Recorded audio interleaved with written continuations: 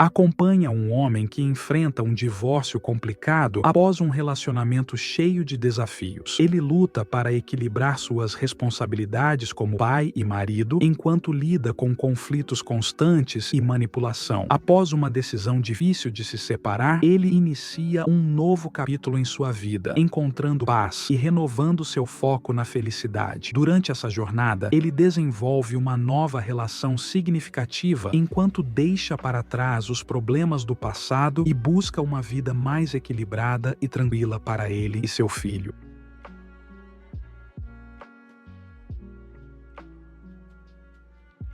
Eu dei um bolo em uma ex-esposa infiel. Anos depois, casei-me com a babá do meu filho. Eu realmente me esforcei para fazer este post porque meu divórcio ainda é uma grande fonte de raiva às vezes. Não tanto quanto costumava ser, mas realmente aciona meu cérebro negativo. Mas meu terapeuta me disse que ajuda a escrever um diário. Minha ex-esposa e eu tivemos um relacionamento de 2 anos. Tivemos nosso filho antes de nos casarmos. Eu tentei muito ser um bom marido e pai. Começar como um introvertido significava que eu realmente tinha que começar do zero. Mas posso dizer honestamente que fiz o meu melhor para aprender. Minha ex e eu éramos totalmente opostos. E talvez os opostos se atraíssem no começo, mas então começamos a bater de frente muito. Minha ex-esposa, eu aprendi, odiava fazer concessões e usava táticas de intimidação e gaslighting para conseguir o que queria. Ela era uma gastadora e queria esbanjar em coisas porque achava que merecia. Parecendo ruim, ela não era realmente uma boa mãe ou esposa. Ela era muito egocêntrica e passava mais tempo no telefone do que comigo ou com meu filho. Eu cuidava de tudo, incluindo o hospital do meu filho e etc. E ela não queria mais responsabilidades. Enquanto eu estava sendo esgotado por todo o trabalho e responsabilidades, a gota d'água foi quando ela estava me traindo com o ex. Nós dois sabíamos que a infidelidade não era aceitável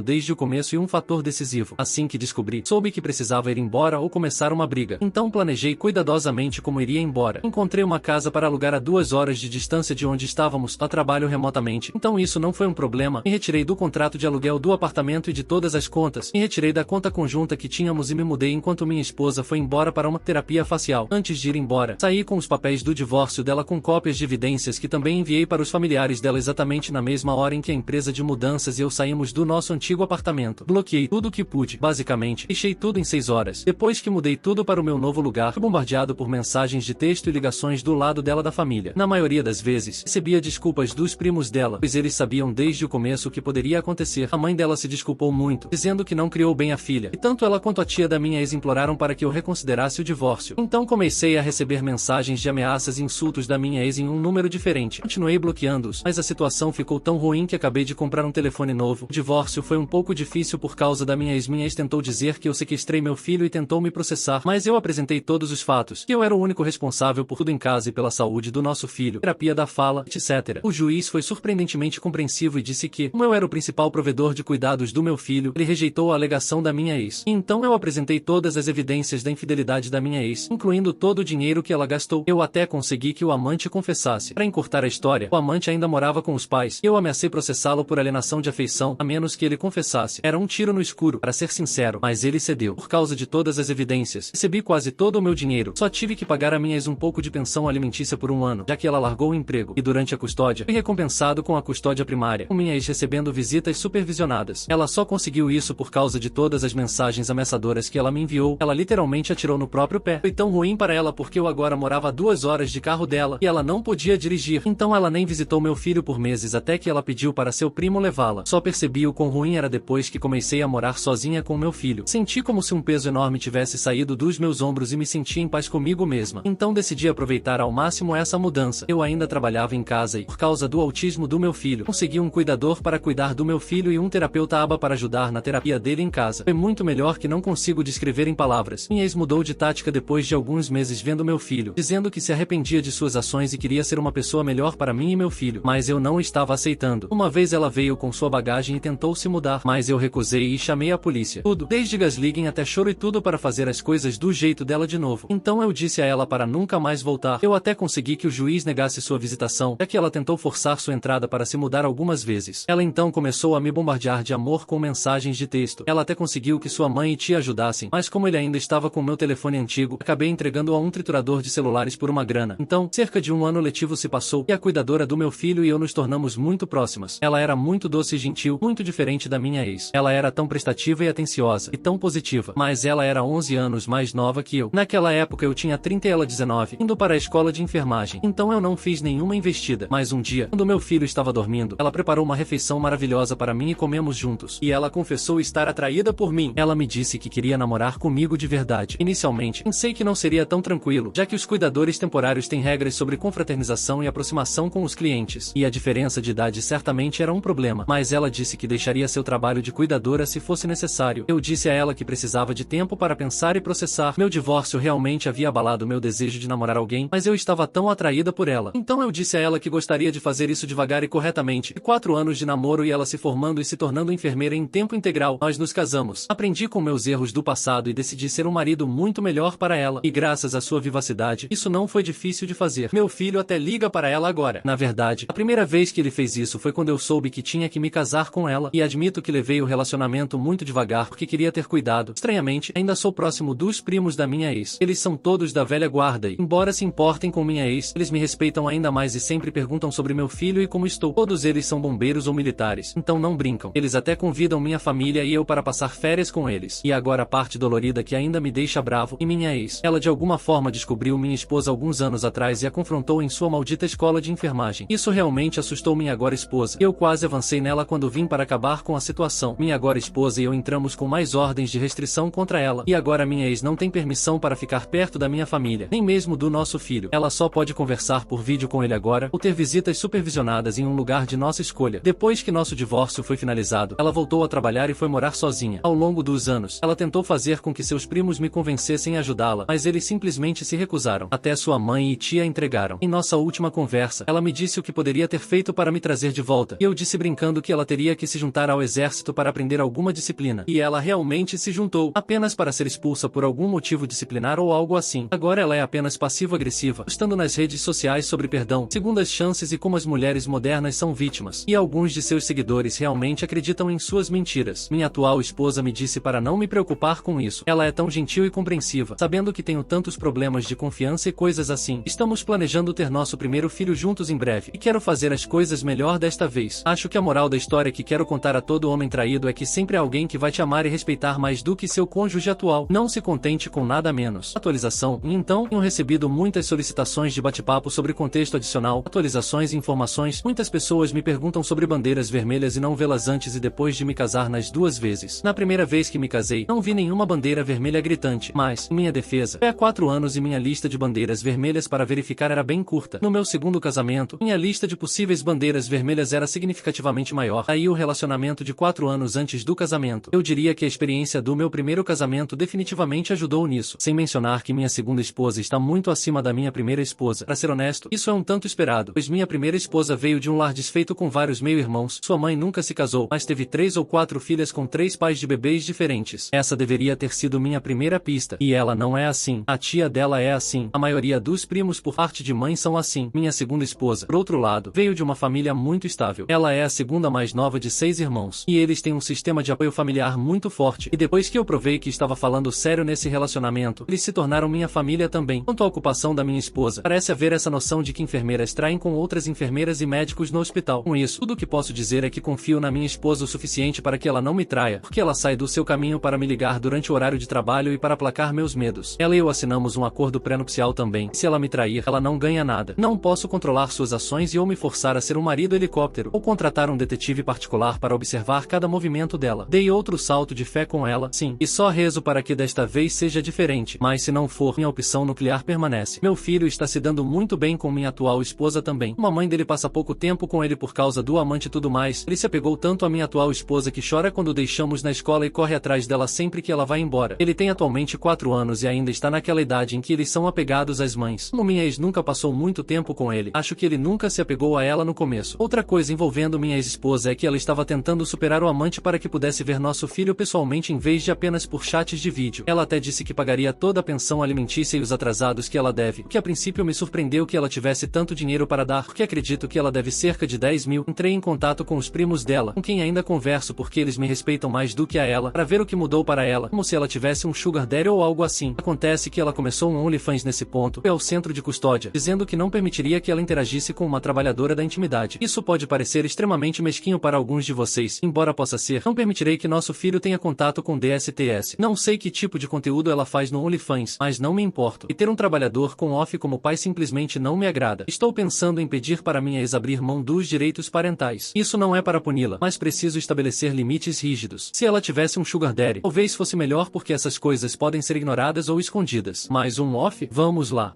Posso receber votos negativos, mas não tenho certeza se uma pessoa off é automaticamente um pai ruim ou vai passar DSTS para seus filhos. Muitas contas off parecem ser bem leves em termos do espectro do trabalho íntimo. Você admite que nem sabe o conteúdo. Você provavelmente deveria pelo menos ver se o conteúdo está no extremo suave do espectro ou no outro extremo. Conteúdo obsceno de autoprazer e parceiro íntimo pervertido. Para mim, o comportamento passado da sua ex é muito mais preocupante do que fazer off, pelo menos sem confirmação do tipo de conteúdo que ela está produzindo. Parabéns e votos de felicidades. Sinto muito que você tenha um pesadelo com um ex. Meu marido também tem. Você pode ter que lidar com ela até seu filho completar 18 anos. Então somente em formaturas e casamentos. Até lá, prenda a respiração e espere pelo melhor.